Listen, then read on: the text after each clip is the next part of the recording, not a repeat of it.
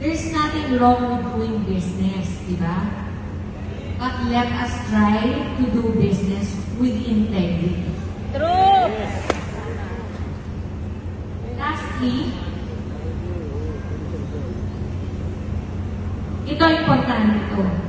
Kasi kawawa dito yung mga naghihirap na mga, natin, na mga member natin. Marami pong nagbebenta ngayon ng mga fake sa mga online platform. Nag-order na rin po ako para makita ko.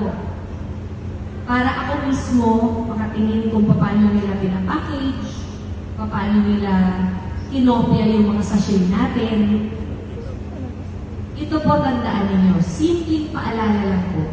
Kung ayaw nyo pong bumili ng fake, kung ayaw nyo pong madaya, baka mamaya, balikan nyo pa kami, sabihin nyo, bumili kayo, tapos hindi naman gumagana. Simple lang po to.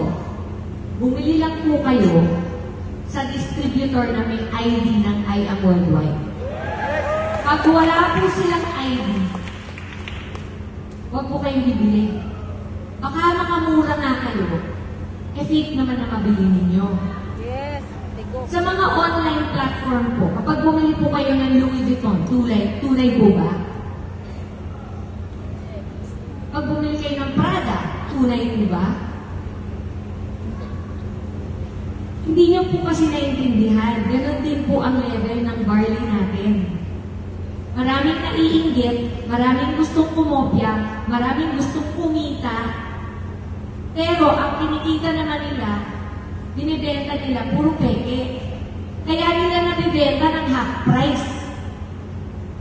Ang nakakakuha lang po ng half price sa I Am Worldwide is ang legitimate member. So huwag na natin patulad yung mga online sellers pagdating sa ating mga produkto. If you want legit, go direct to the source.